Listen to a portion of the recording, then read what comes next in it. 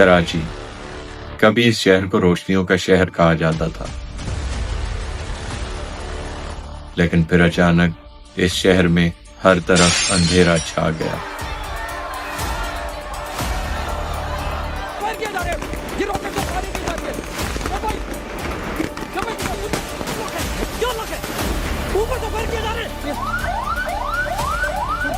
لیکن اس اندھیرے میں ایک چراغ ایسا بھی تھا جس نے اس شہر کو دوبارہ سے روشن کرنے کی پوری کوشش کی، اور وہ کوئی اور نہیں، وہ تھا دی انکاؤنٹر اسپیشلسٹ، دی آئرن مین، چودھری اسلم۔ ہم کو گولی مارے گا تو وہ ہمارا باپ بھی ہوگا تو ہم اسے گولی مارے گا۔ لیکن یہاں پر ایک سوال یہ بھی ہے، کیا یہ چراغ واقعی کراچی کو روشن کر رہا تھا، یا اس چراغ کو استعمال کر کے کراچی میں مزید آگ لگائی جا رہی تھی؟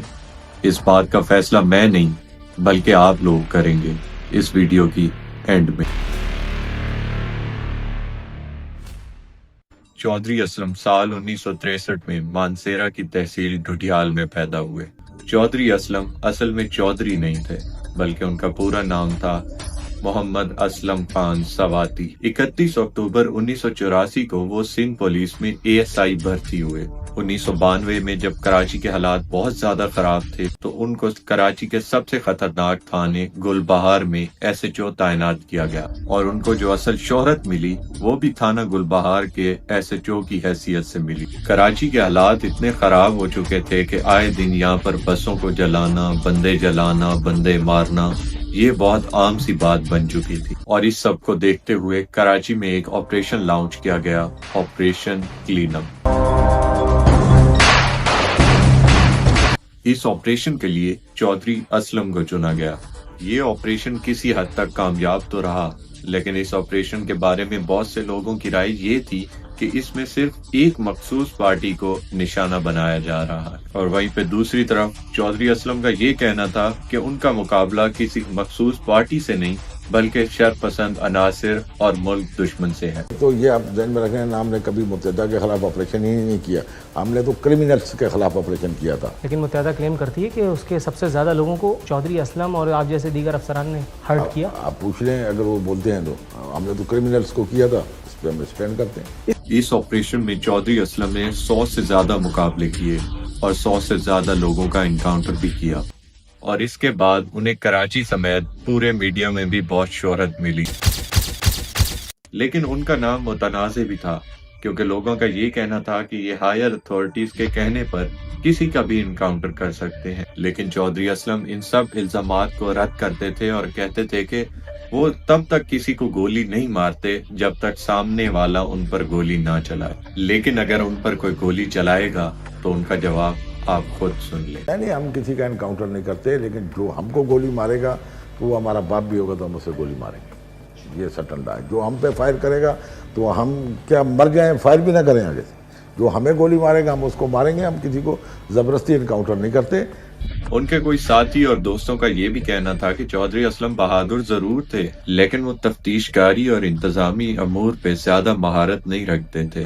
وہ حکومت وقت اور جو ان کے اوپر سینئر ادارے ہوتے تھے ان کے لیے وہ کچھ بھی کرنے کے لیے ہر وقت تیار رہتے، چاہے اس کے لیے انہیں اپنی جان بھی کیوں داؤ پر نہ لگانی پڑے۔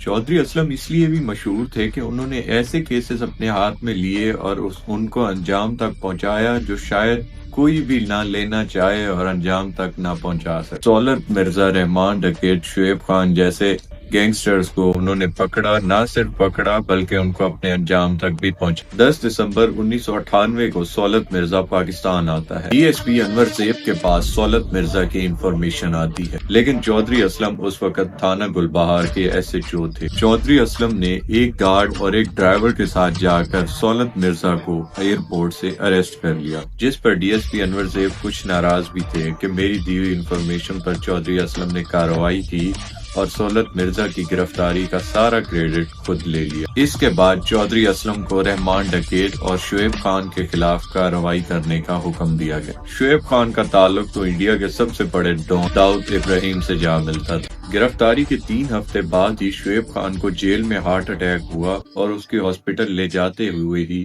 موت ہو گئی۔ اس کے بعد 9 اگست 2009 کو کراچی کا سب سے بڑا ڈان چودھری اسلم کے ہاتھوں مارا گیا، یعنی رحمان ڈکیت۔ چودھری اسلم کے اس کارنامے کو دیکھتے ہوئے انہیں CID میں کاؤنٹر ٹیررزم کا ہیڈ بنا دیا گیا، اور پھر چودھری اسلم نے شدت پسندوں، دہشت گردوں، طالبان جیسی تنظیموں سے ٹکر لینا شروع کر دی، جس کی وجہ سے 11 نومبر 2010 کو سول لائن میں CTD کے دفتر پر بارود بھری گاڑی آ کے ٹکرائی۔ اس حملے میں 20 لوگ شہید ہوئے، لیکن چودھری اسلم پھر بھی محفوظ رہے۔ اس حملے کی ذمہ داری طالبان نے قبول کی، لیکن چودھری اسلم نے ہار نہ مانی اور اپنی جنگ ویسے ہی جاری رکھی۔ جتنے بھی انسانی حقوق کے لیے ہم نے کام کیا، ایسے ظالموں کو مارا، ایسے دہشت گردوں کو ہاتھ ڈالا کہ ہماری زندگی جیرن ہو گئی۔ آپ یہ نہیں دیکھ رہے کہ ہمارے پہ پاکستان کی زمین تنگ ہو گئی۔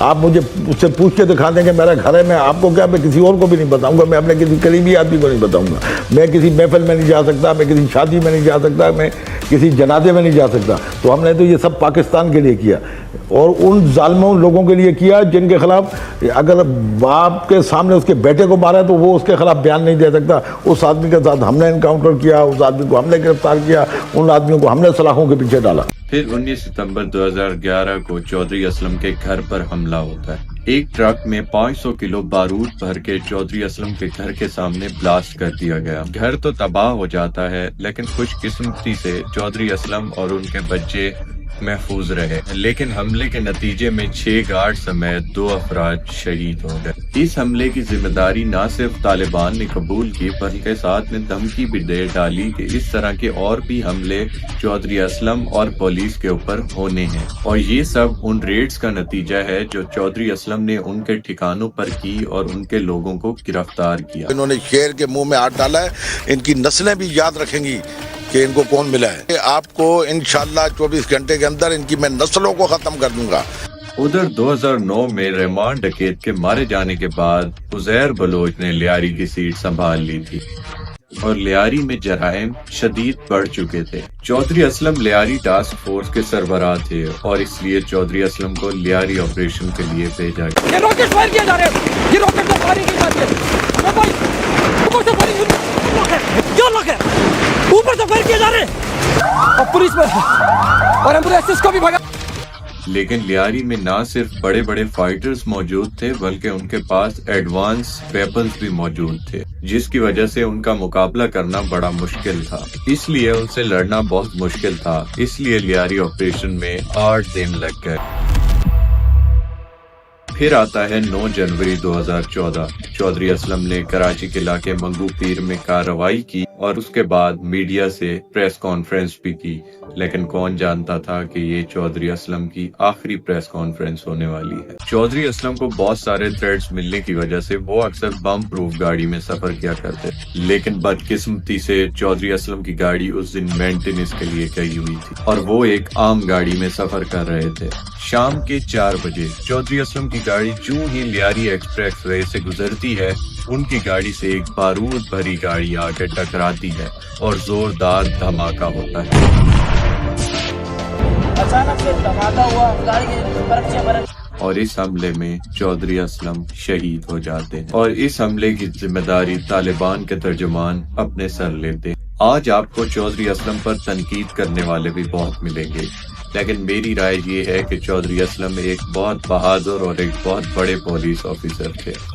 اگر وہ چاہتے تو باقیوں کی طرح عیش و آرام کی زندگی گزار سکتے تھے۔ ان کا اپنا ایک ایبٹ آباد میں بہت بڑا بزنس بھی تھا، پیسے کی انہیں کوئی کمی نہیں تھی، ان کے پاس سب کچھ تھا، لیکن چودھری اسلم نے پھر بھی اس ملک کی خدمت کرنے کا فیصلہ کیا، اور جو کچھ کہا وہ کر کے بھی دکھایا، اور یہاں تک کہ چودھری اسلم نے اس ملک کے لیے اپنی جان بھی قربان کر۔ میں یہ بھی مانتا ہوں کہ ایک انسان ہونے کے ناطے انہوں نے اپنی زندگی میں بہت ساری غلطیاں بھی کی ہوں، لیکن جو کام انہوں نے اس ملک کے لیے کیے، ان کاموں کی وجہ سے میں تو چودھری اسلم کو اس ملک کا میں تو اپنا ہیرو مانتا ہوں۔ آپ کی نظر میں چودھری اسلم ایک ہیرو تھے یا ویلن؟